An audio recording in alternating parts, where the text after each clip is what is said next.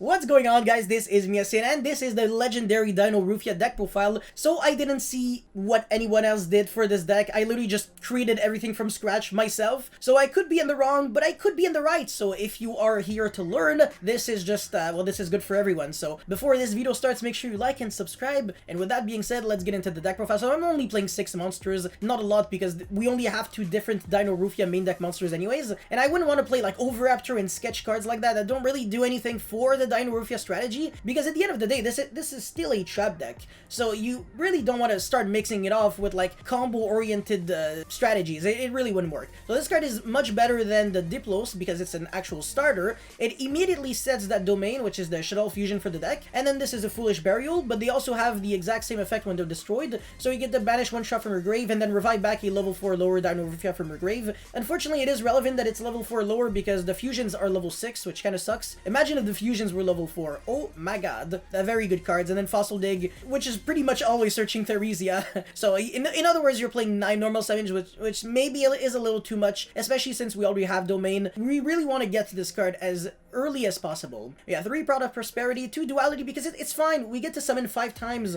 on our opponent's turn. You really don't need to special summon that much on your own turn, because this is how, so this card, Domain, and the Alert, these 2 cards are how you special summon. Otherwise, you're pretty much just always normal summoning turn 1. Don't really think you need like 3 of everything, and then every single one of these Xyz. A bunch of the cards I'm playing are kind of useless. I'm going to explain later on. These cards I think are correct. Extravagance would be a bit dangerous because if you banish these 3 cards, well, this one card 3 times, you're kind of screwed. Yeah, Called by the Grave, because if your Domain gets ashed, you cry. 3 Ice Dragon's Prison, 3 Domain, the best card of the deck, and then 2 Alert. It's like I said, the baby soul charge for 2 monsters, and then 3 Torrential, which actually helps yourself. Like, destroying yourself is a good thing. Words taken out of context again. Anyways, 2 Brute. Again, this is like the pop 1 on my field, pop 1 of the opponent's field. Now, Crackdown is actually pretty interesting because, well, just like Ice Dragon's Prison, it kind of generates you a monster on the field, so you could technically get your engine started by using 2 monsters your opponent have, well, 2 monsters your opponent owns into a dark, and then you crash it, and then you search for Theresia, and that's how you start playing. And now we also play 1 Ghost and 1 Rivalry because I didn't really want to break on them because they're bad when they're drawn in more than 1. It depends, because if you're not playing against a deck that loses to these cards, they do nothing at all. So it's kind of like a 50-50 random call, whereas the other traps, kind of everyone loses to them, or you have to play them for consistency. 3 Solemn Strike, 3 Judgment, and this trap card Sonic, which is kind of like a searchable judgment while you control a Dino Rufia monster. But that's pretty much it for the main deck. Now for the extra deck, I'm playing 3 of the card that copies whichever Dino Rufia normal trap card you are willing to banish from your grave. And this card kind of sucks, honestly. It's just like, while you have 2,000 life points or less, you don't have to pay life points to activate trap cards or Dino Rufia monster effects. So I guess you can use Solemn Strike with like 1 life point left, but it's not like huge. And apart from that, it inflicts like damage to your opponent equal to the monster's original attack of whichever monster is triggering, but it's pretty shit. Like I said, this card is way better.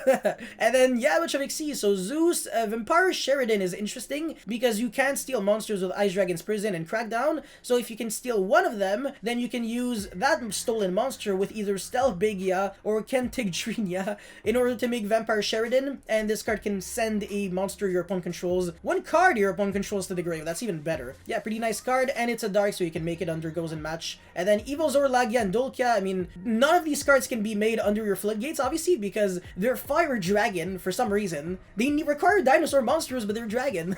Lagia negates spells and traps and summons. Dolkia, but it's kind of like once per turn because it negates 2 materials, and Dolkia is not once per turn at all. You need to detach 1 material to negate just a monster effect. So against hand traps, combo decks, Dolkia is better, but against back row decks, Lagia is probably better. And then Tornado Dragon, Baguska. Daigusto is interesting because you get to shuffle back your materials so you can keep resolving that Shuttle Fusion and summoning even more fusion monsters. And finally, we have Dark, I already kind of explained it, and El Mirage. So that's it for the extra deck. For the idea section, Conductor is kind of stupid. I wouldn't play it.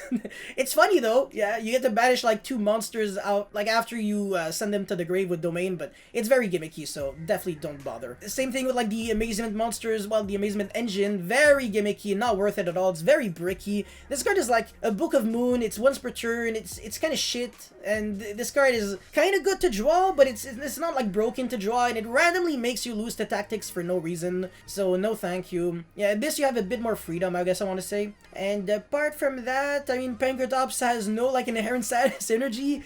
Utopia Beyond is a good rank 6. The Dweller, same thing, we're a good rank 4. Phoenix Card of Demise Jesus. Lost World is actually pretty nice. You get to give a token to your opponent, so you won't be able to go into Evenly and Lightning Storm. So that's that. You can protect yourself that way, and also you can attack over that token and destroy your Diplos and Thurzia, so they trigger. Yeah, never gonna come up. I don't think this card is super relevant. And finally, we have Imperm Survival's End, which again is kind of shitty because you don't really main deck Lost World. Lost Wind. Oh my God, Lost World and Lost Wind. Hey, Lost Boys represent. And finally, Trap Trick with the shitty Book of Moon and Skill Drain, which actually makes this 4,000 attack monster kind of better in a way. Anyways, that's pretty much it for this deck profile of Dino Rufia. If you guys have any comments or feedback, let me know in the comment section below. Don't forget to like and subscribe. I'll see you guys next time. Peace.